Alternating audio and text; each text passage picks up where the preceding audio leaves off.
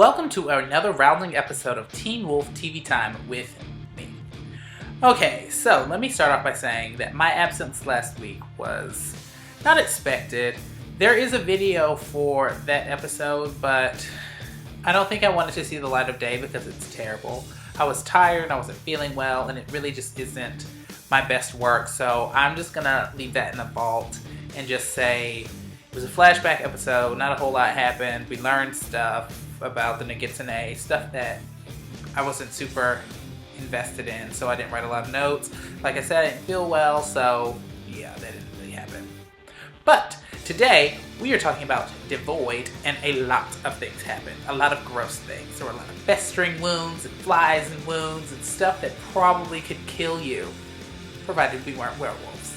So we just start off this episode with a big fight between Argent, Stilinski's, Hales, just, oh my, like everybody's turn up all the way out of the gate. I'm gonna shoot you, you don't shoot me, that's my son. No, he's not your son, I'm gonna shoot you, Dad, don't shoot him. No.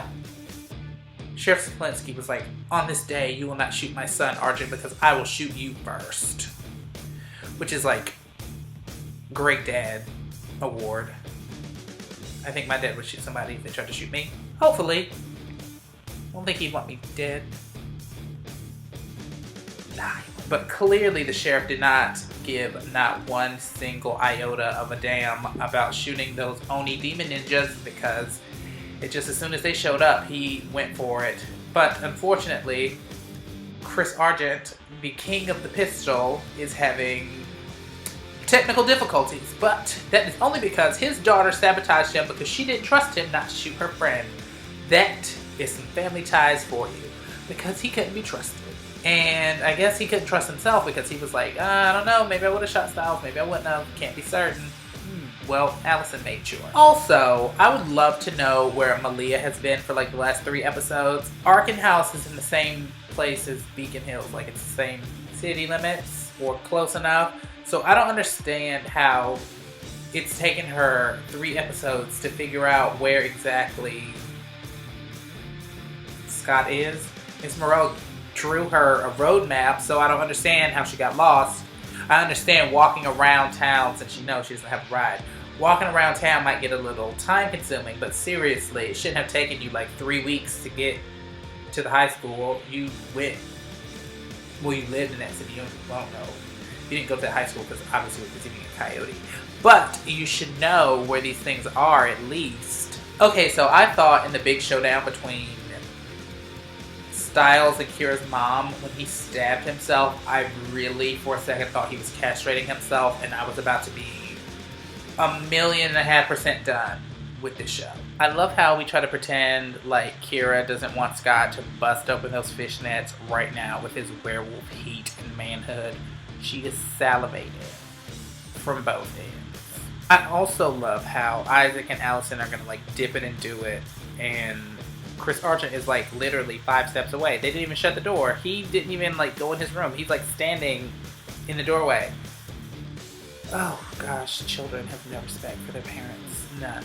I love that Peter is like just showing up now, just dropping lore knowledge like, duh, Derek, this is obviously the work of the Nagitsune, not Styles, or vice versa, something like that. But long story short, Peter is a wealth of knowledge, and I feel like they should utilize him more. I mean, I understand he's kind of mean, kind of crazy, but he is kind of peaceful, which is more than we can say for a lot of you. Okay, I'm gonna stay calm, because Deepen are showering together. I mean, I understand it's under the influence of like creepy fly magic, but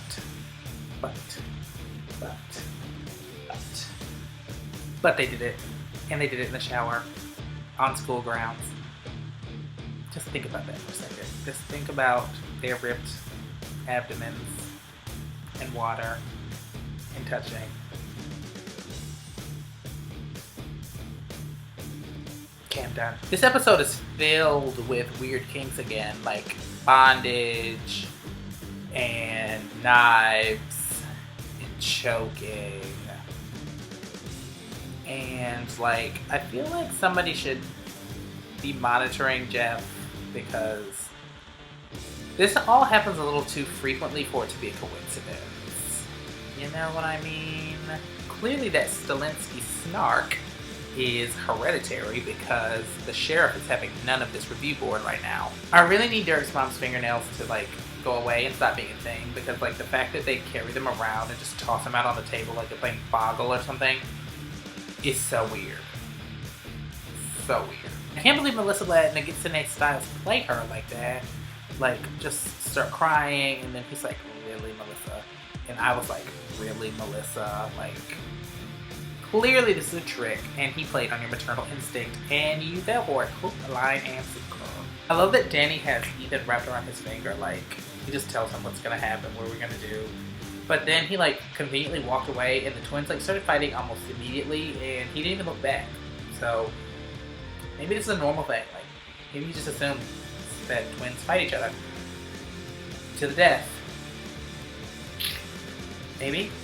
I wish that Isaac wasn't so like painfully irrelevant this season. Like last season, he was a main character. He was doing a lot of stuff, and like this season, he's been almost dead. And when he's not almost dead, I wish he was almost dead. And like he's doing so much. Like he's a Molotov, and he wants to kill the twins. And was he really even that close to Boyd and Erica? Like, I just don't understand his motivations right now. And I guess, like, it's revenge, but I don't know, it just doesn't make any sense. I love that Chris just blew out that lighter, like, you're gonna set me on fire. Not today, not on this day. This day I shall not burn.